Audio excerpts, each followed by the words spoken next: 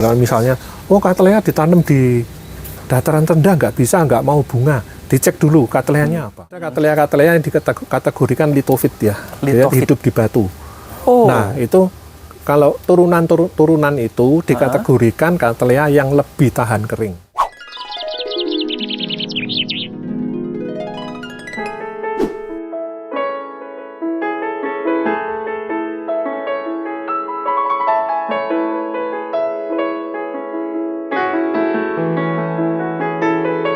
Ini kan daun satu, dari satu pseudobulb ini keluar satu daun. Yang kemarin kita bahas. Ini keluar 2 daun. Loh, Om Doni sedang rekam ya? Oke, Sobat Orchid Studio, kita kembali lagi di Spring Nursery Orchid di Studio 3, tempatnya Om Lila. Dan ada Michelle di sana, lagi milihin Cattleya, dia banyak pesanan itu. Nanti milih yang, tanamannya cantik, supaya yang beli itu juga seneng kan gitu ya. Kalau kita jual kasih yang bagus tuh kan ya seneng. Oke, kita bahas tadi kan ini sempat ngobrol-ngobrol. Kemarin kan di waktu yang lalu kita bahas tentang 3 jenis Cattleya berdasarkan tipe daun. Nah, lanjutannya apa nih Om yang akan kita bahas kalau kita bahas soal Cattleya? Ya, kalau mulai ke itu kan cuma dari daun ya. Dari daunnya. Tapi nggak bisa buat patokan penuh karena sekarang banyak hasil kawin yang dulu macem-macem. Masih sulit dibuat, sekarang sudah lebih mudah segala macam. Daunnya sudah nggak bisa kayak itu lagi. Daun 1, daun 2, 3, sekarang ada 4 ada. 5 juga ada. Ya, jadi kan sudah lebih membingungkan ya. Jadi, tapi memang basicnya dulu itu. Iya, basicnya itu. Atau sebutannya dulu labiata, bilabiata, teret. Itu. Cuman yang belum ketemu teret nih Om, saya belum menemukan. Iya, nggak ada saya di sini. Nggak ada. Oke. Tapi lebih jarang sih yang teret memang. Yang banyak berkembang tuh daun 1, daun 2. Daun 1, Ada yang punya? Kayaknya ada ya. Teman-teman PAI Salatiga yang punya komen ya. Nanti share videonya, aku pengen lihat. Oke lah, kalau kita kalau lanjutannya kita ke ekologi aja. Ekologinya, ke perawatan. Nah, kalau dari sisi penyinaran, yang pasti yang kita patokan utama perawatan penyinaran dulu ya. Nah, di penyinaran anggrek Cattleya menghendaki kisaran 50%. Itu. 50%. Ya. Berarti ini bisa jadi satu sama Vanda ya Om. Strapleaf Vanda bisa ya? Ya, Strapleaf Vanda bisa. Nah, cakep.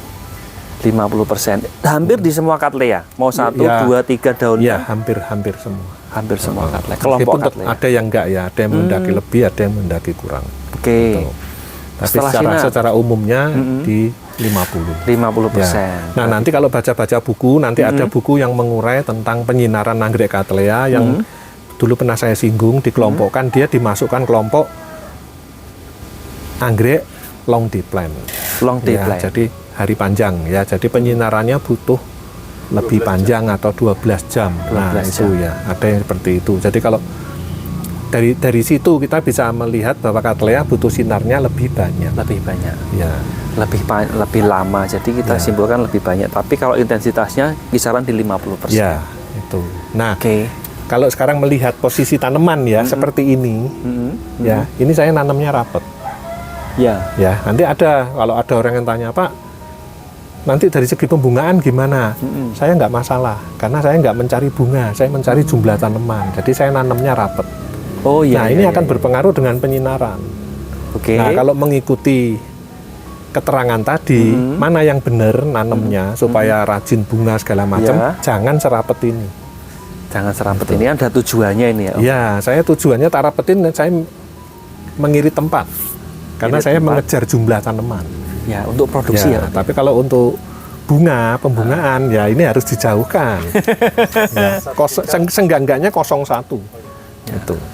Jadi 1, 0, 1, 0, 1 gitu ya. Minimal seperti itu minimal. Ya, atau yang lebih tepat lagi ya, tanamannya dijatuhkan ya. Ini jatuhkan ke sini. Ini yang pot gitu. Satunya di sini. Itu penyinaran yang pas. Ukurannya gitu, penyinaran yang pas, yang ideal itu seperti itu ya teman-teman. Jadi kalau nanti ada keluhan kok Cattleya sulit bunga segala macam, padahal ininya sudah 50 misalnya, ya ini sudah 50, coba dicek ininya gini enggak? Kalau tahu rapat gini masalah. Ya. Normalnya gitu ya. Ini diambil, ditidurkan. Nah, ini jaraknya gini. Oke. Itu tipsnya loh. Ini tips banget loh. Ini enggak dulu sudah ya. Dulu kan sempat bahas long day plan juga kan. Short day plan sama long day plan juga pernah kita bahas. Itu penyinarannya. Jadi di anggrek Cattleya seperti itu. Terus kemudian dari sisi ketinggian tempat, memang ada spesies-spesies Cattleya yang menghendaki dataran tinggi atau apa ya. Tapi kalau yang sudah dikawin-kawin, sudah kita nyebutnya Cattleya umum ya, dan gitu ya. Itu cenderungnya dia lebih toleran ya. Rendah mau, sedang mau, tinggi mau. Tinggi di sini sekitaran 1000 aja ya. Nah, 1000. Masih oke. Ya, jadi kalau misalnya, Cattleya ditanam di dataran rendah nggak mau bunga, dicek dulu Cattleyanya apa. Kalau Cattleya yang umum bisa. Ya. Yang penting itu sinarnya 50 idealnya. Kalau gitu. Spesies tertentu yang memang menghendaki dingin atau turunan-turunan pertamanya memang masih menghendaki dataran tinggi. Tapi kalau yang sudah umum di mana-mana bisa. Itu. Jadi harusnya nih kemarin kan banyak yang tanya, Cattleya aku tuh enggak mau bunga. Bawa topeng dulu. Nggak harus, cek dulu tuh. Kalau itu hibrid yang seperti biasanya pasti bisa ya Om. Ya. Cuman dicek lagi tadi. Iya, dicek dulu ID-nya apa. Memang dia itu sudah yang hybrid panjang. Hybrid panjang cenderung mau. Gampang. Jadi saya labelnya udah jatuh hilang Om ya. Jadi saya dulu waktu kecil aja ngerawat di Surabaya. Orang tua saya di Tretes 1000 meter. Saya di Surabaya dekat pantai. Panas. Ya semuanya bisa ngembang, saya bisa. Atas ya bisa. Iya betul.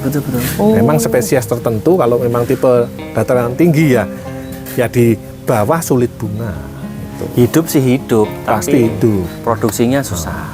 Oke. Untuk kebutuhan air tadi kalau ya itu cahayanya. Kalau penyiraman normal aja. Karena ini masuk seperti yang dendro, seperti Vanda, penyiraman normal kering aja. Baru disiram ya? Iya, ketentuannya kering siram. Itu. Iya. Terus itu kalau hama sih hampir semua anggrek sama. Hampir sama. Itu. Tadi bahas soal penyakit ya? Sama penyakit. Penyakitnya sama berarti ya? Sama.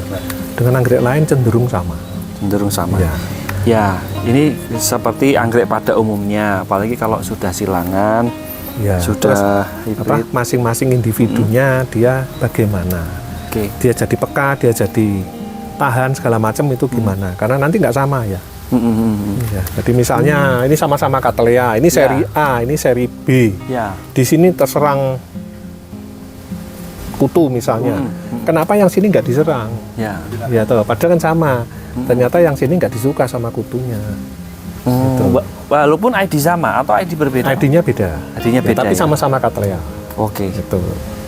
Ya itu tadi kembali ke ketahanan juga dia ya Om ya. Nanti juga hasil-hasil dulu mungkin saya pernah cerita atau enggak ya, lupa saya. Saya dulu datengin Cattleya yang merah itu tuh, yang ada bunganya itu. Sagaric Wax. Nanti saya videoin ya. Sagaric Wax itu dulu saya datengin dari Taiwan. Terus dapat lagi dari Taiwan lagi tapi beda varian, tapi warnanya hampir sama. Terus dapat lagi dari Bangkok. Murah. Waktu saya ditawari murah, saya beli banyak untuk jualan kan murah enak ya. Tapi yang buat contoh yang mahal. Ya. Nah terus orang-orang kan kepingin beli murah. Tapi saya ngalami sendiri ternyata yang murah itu peka busuk. Itu saya tahunya waktu tanaman itu kehujanan. Ternyata yang dia gampang busuk, yang lain enggak, aman aja, sama kan ID-nya. Nah ternyata variannya beda. Walaupun bunganya sama. Bunganya mirip. Cuman ketahanannya beda. Genetiknya ya Om. Itu yang bikin itu lebih murah harganya. Mungkin. Setelah tadi penyinaran, kemudian soal ketinggian, soal air juga sudah kita bahas. Soal nutrisinya bagaimana? Hampir sama. Hampir sama juga. Hampir sama dengan anggrek-anggrek lain hampir sama. Tapi kalau nanti suatu saat misalnya baca buku terus dapat penjelasan, ada Cattleya yang dikategorikan litofit ya, dia hidup di batu. Nah itu kalau turunan itu dikategorikan Cattleya yang lebih tahan kering.